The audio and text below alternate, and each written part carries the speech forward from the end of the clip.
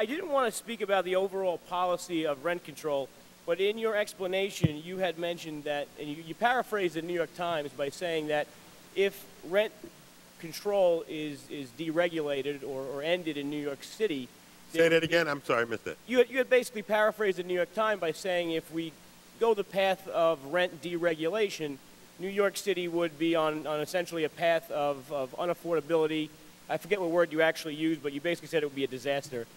Is that what you said? Well, the New York Times said that it would become a place solely occupied by the wealthy. So why isn't that the case in the other large cities in the U.S., where you have cities like D.C. and San Francisco, Bay Area? Mr. Speaker, I can't. Excuse me, Mr. Wright. Mr. Wright's having trouble hearing, so we would ask members who are not engaged in the debate to remain silent. So proceed. In the other cities around the country, D.C., San Francisco, that also have rent control, why are those cities and New York exponentially more expensive than cities where there are no rent controls, like Boston, Philly, Miami? As a matter of fact, I also, like my previous speaker, colleague and friend, looked up some real estate values, and I would recommend she looks at Miami, because you can get in South Beach, you can get $1,700 will get you a South Beach apartment with an ocean view. Why? I mean, that's prime real estate in Miami. Why is Miami so much more affordable than New York? Well, you know, I really cannot answer that question, as I lived in Boston for a while.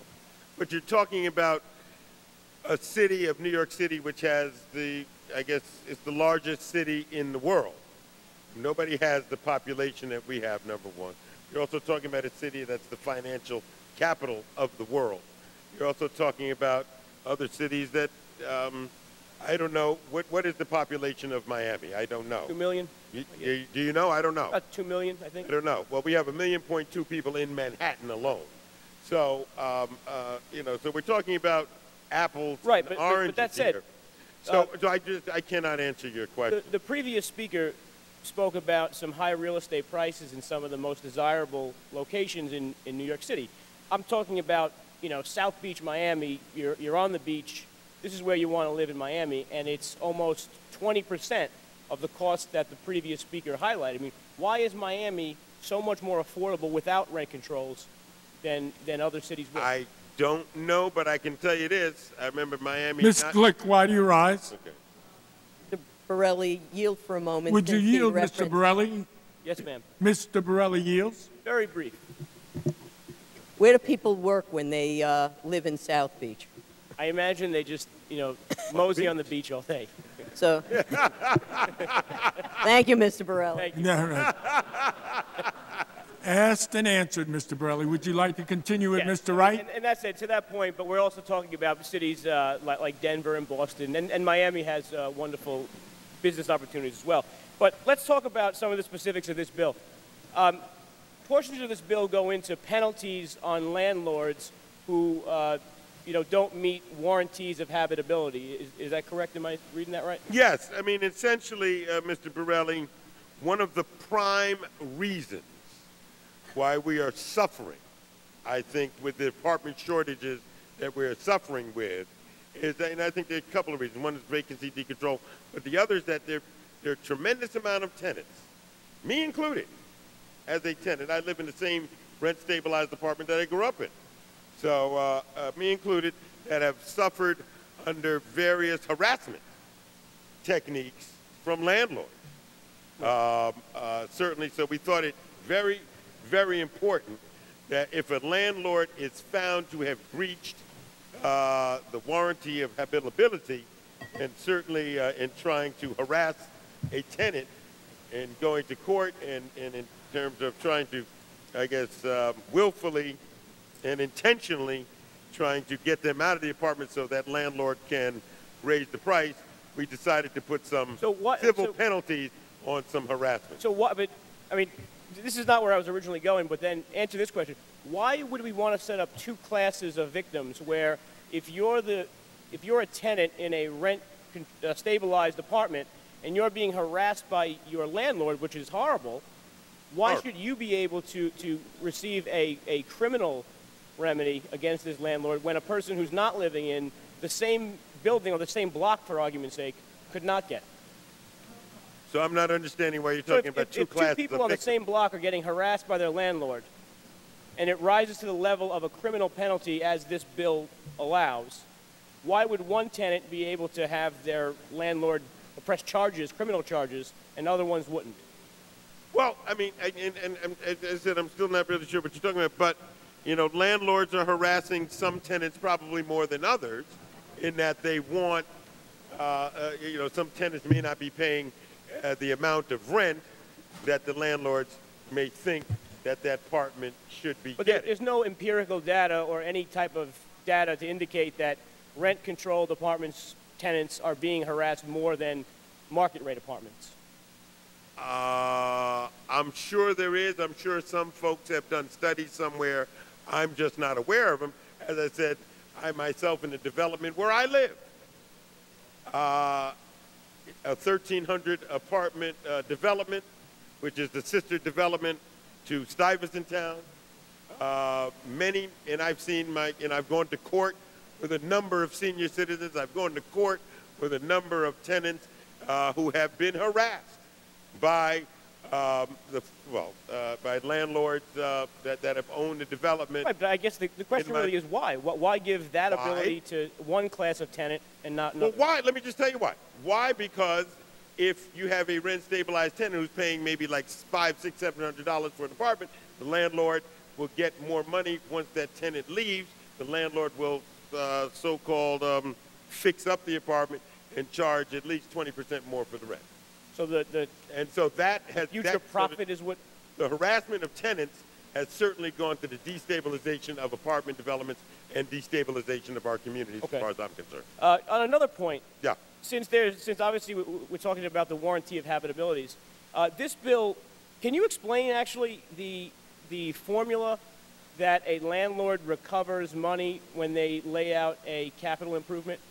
I know there's an 84 in there, there's percentages, there's a lot of math. Well, I don't know about the formula, but I do know that a lot of landlords will apply for MCIs and they'll go through the various procedure where Department of DHCR will approve them, and those MCIs, and let's say the landlord gets a $61 per month charge per room, something like that.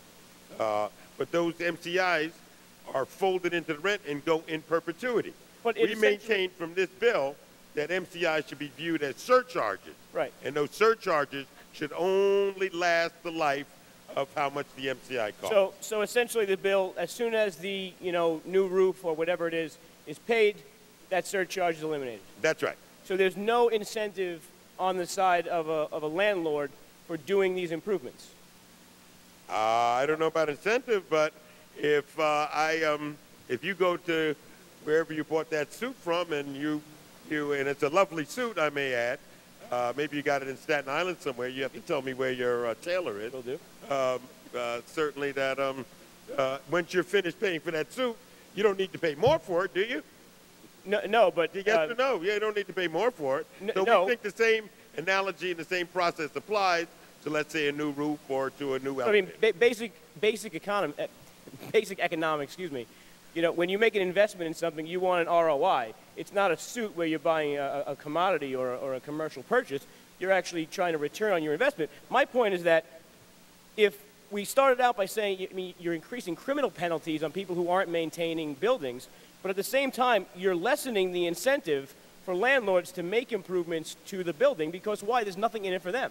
Well, when you talk about MCI, if you go through an MCI, and let's say the MCI lasts for the life of the payment, you've already increased the value of the building. The value of the building has increased. Depreciation on your taxes. So there is an incentive to increasing the value of the property and the building. Do you think it is more likely or less likely that landlords will make repairs to their buildings and enhance their buildings if this bill becomes law?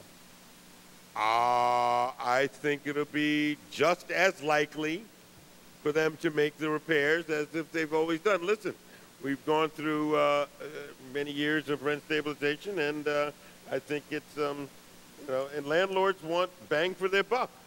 And I think that they would want to, no matter what, they want to make sure that their buildings, their properties, and their investments will appreciate rather than depreciate. And just to go back to my original point, comparing us then to other cities. Plenty for me there. If we looked at the past, say, 10 years or 20 years, has New York City's market rate rents gone up quicker or higher or lower than other non-rent control cities? I'm not totally understanding your question. If we were to do what you said to 10, 20 years, what did you say? The way you answered was by saying that, we've had these rent control laws for a period of time, and I guess my follow-up question... 1974. Yeah, so my follow-up question is, in that period of time, has the market rate cost of New York City housing grown at a higher rate or at a lower rate than other cities like Philly, Boston, et cetera, that didn't have it in the same period of time? I don't know. Shouldn't it not, under this premise? Shouldn't it not go up? I don't know, and I don't know if I can really answer that question. Just don't know. Well, thank you, Mr. Wright. If you share your ties, I will share my suits with you, and I guess I'll speak on the bill. Look forward. On the bill, Mr. Borelli. I think bad ideas tend to die hard, and this may be one of them. There's a consensus of economists all over the country that are preaching. These are economists who are both on the liberal side of arguments, on the more conservative side of arguments, that agree that rent control in forms like this have an adverse effect on the middle class market rate rents that people have to pay. Essentially, the 900,000 or so rent stabilized units do have an adverse effect on all the other market rate apartments in our city. One of our previous speakers said that it's absurd that there's apartments in his building that some go for $1,500. The same unit on a different floor may go for $2,500. I think everyone here in this body thinks that's absurd as well. It's just a question of whether the government or the market should be choosing the answers. I think that if you look around this country, you see cities that are more affordable. They tend nearly always to be cities that do not have a system like this. I'll be voting no, and I urge my friends and colleagues to vote the same. Thank you.